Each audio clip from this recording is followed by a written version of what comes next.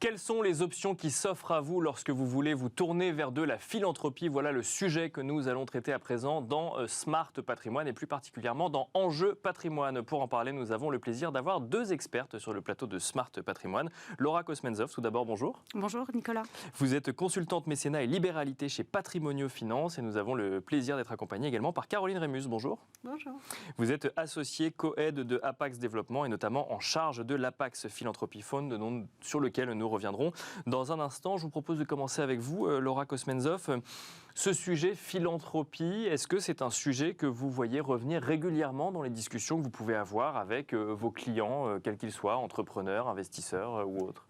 Alors, ce sujet philanthropie, c'est un sujet qui commence à être récurrent dans nos conversations, parce qu'il y a un contexte général qui favorise cela, et parce que, effectivement, aujourd'hui, il est difficile de ne pas intégrer la philanthropie au regard de tous les outils que l'on a, juridiques et fiscaux, pour pouvoir développer l'intérêt général. C'est-à-dire qu'il y a des incitations qui font que globalement, on réfléchit de plus en plus à de l'investissement philanthropique. Déjà, c'est un paradoxe de dire investissement philanthropique ou on peut en parler quand même? Non, ça se dit? C'est pas un paradoxe.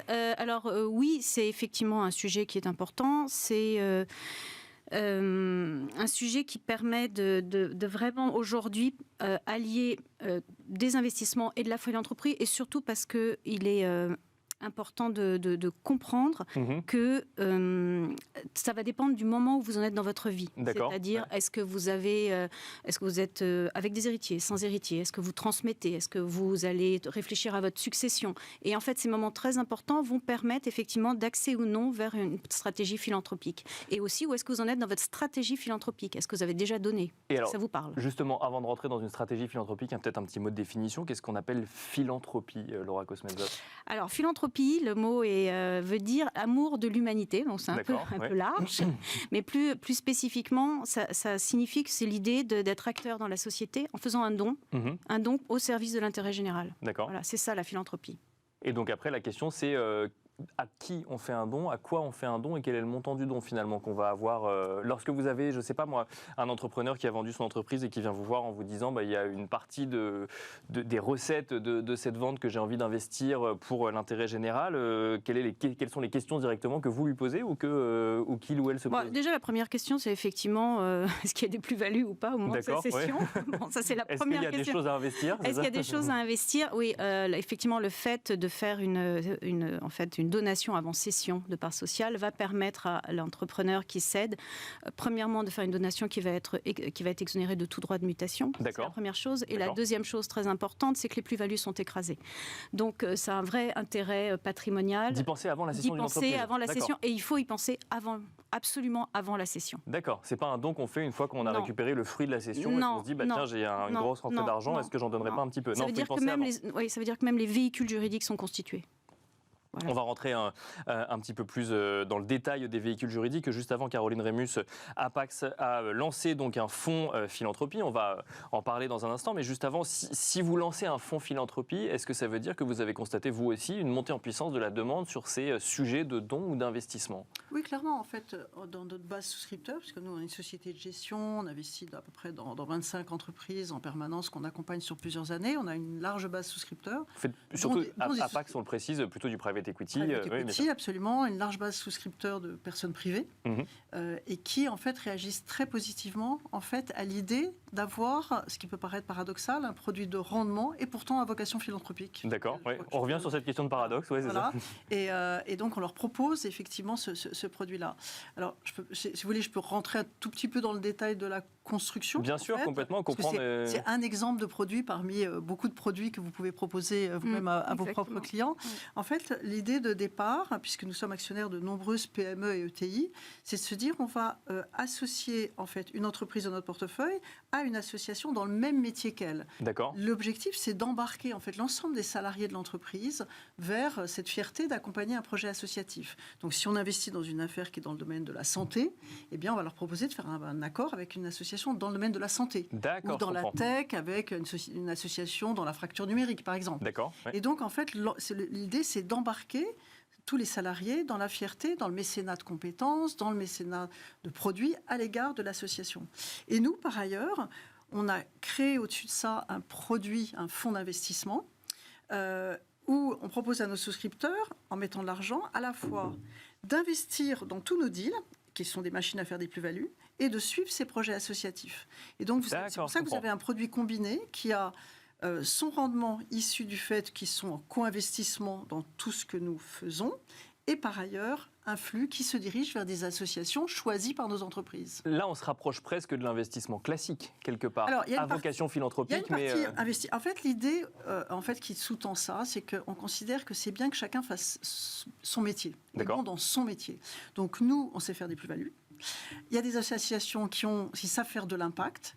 Et puis, il y a des souscripteurs qui ont envie d'avoir un produit de rendement, qui est quand même assez correct, tout en suivant des projets philanthropiques qu'accompagnent nos entreprises.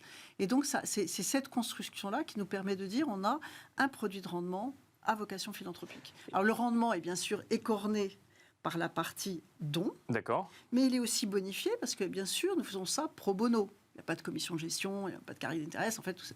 Et donc, au total, on arrive à avoir un produit de rendement de 6 ou 7% annuel en vitesse de croisière qui est à la fois attractif et permet de suivre des jolis projets.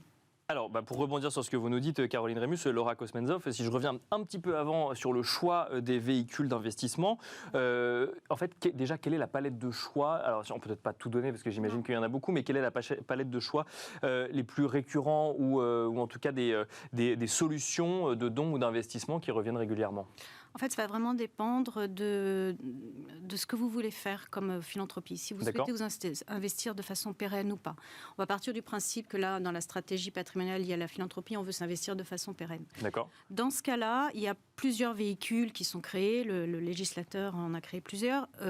Que l'on peut classifier globalement du plus impliquant et du plus institutionnel, qui va être la Fondation reconnue d'utilité publique, à la Fondation abritée, qui va permettre en fait effectivement, de toute façon, dans les deux cas, de mettre de façon irrévocable une partie de votre patrimoine au service de la cause.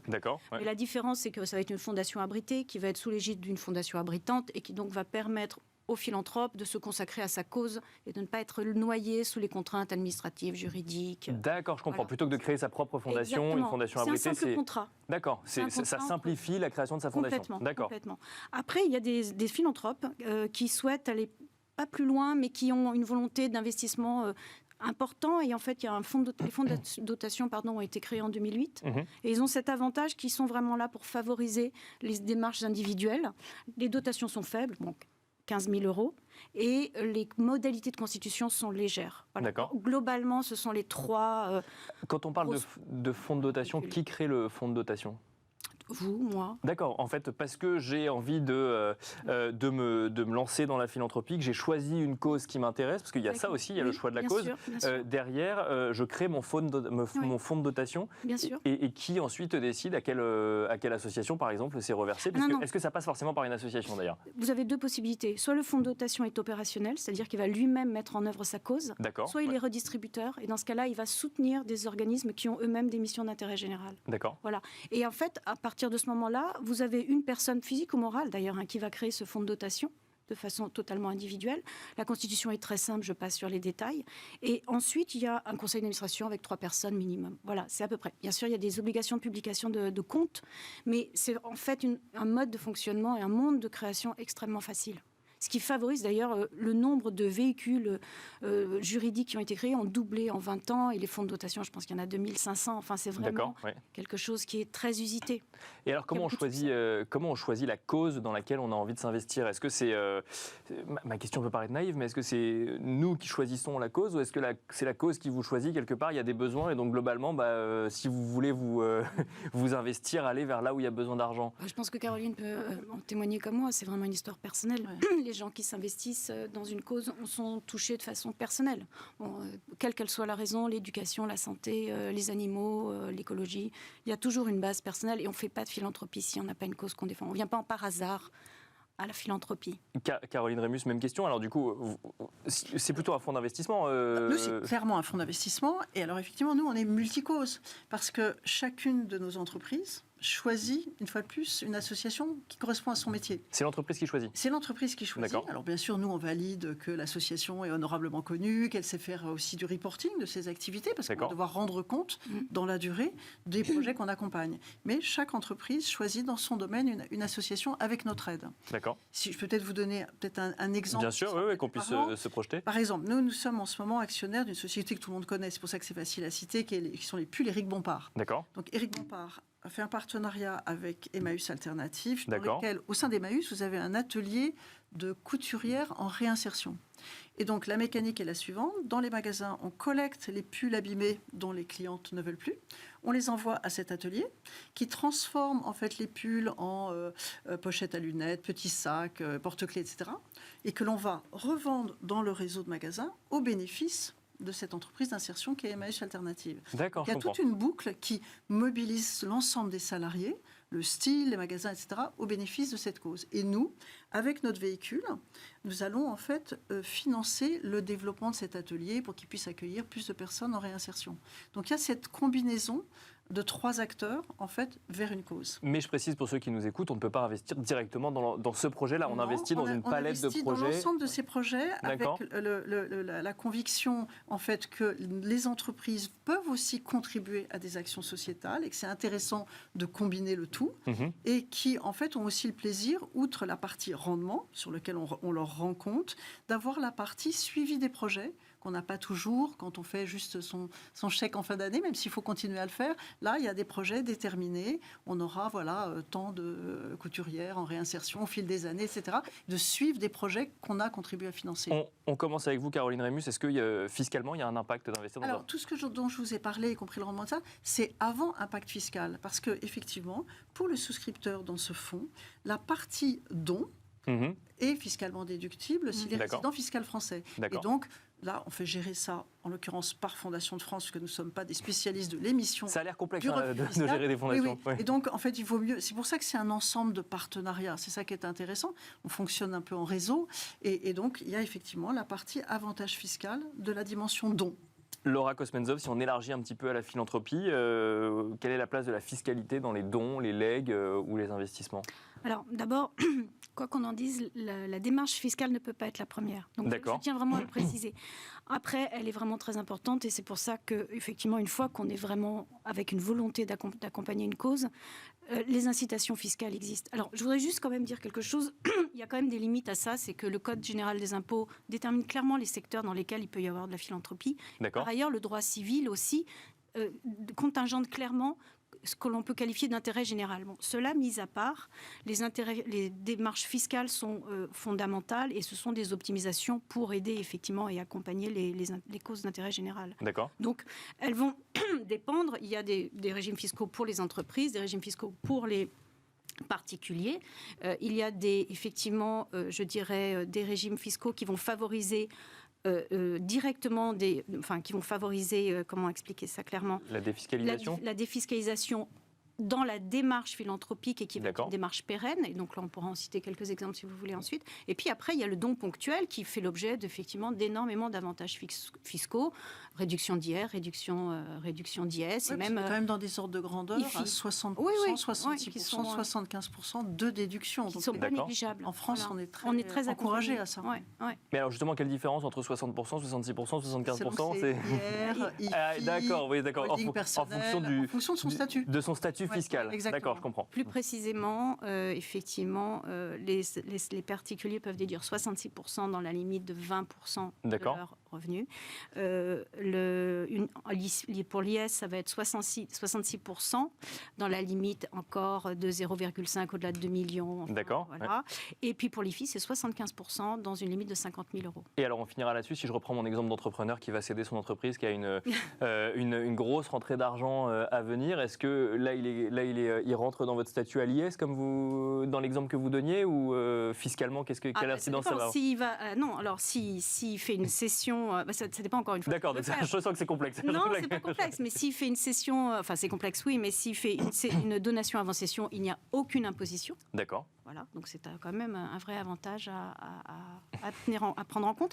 Il faut quand même faire attention à une chose, c'est qu'il y a quand même en droit civil une obligation alors pas dans le cadre de la cession d'entreprise, mais il faut respecter les quotités disponibles et les quotités réservataires. On ne fait pas n'importe quoi. Voilà, donc il y a le droit qui rentre en jeu. Merci beaucoup Laura Kosmenzov, consultante mécénat et libéralité chez Patrimonio Finance. Merci Caroline Rémus, associée co-aide de Apax Développement, notamment en charge de l'Apax Philanthropy Fund. Merci à vous de nous avoir suivis. On espère vous avoir donné quelques réponses sur les stratégies philanthropiques que vous pouvez souhaiter mettre en place. Et on se retrouve très vite sur Bismart pour un nouveau numéro de Smart Patrimoine.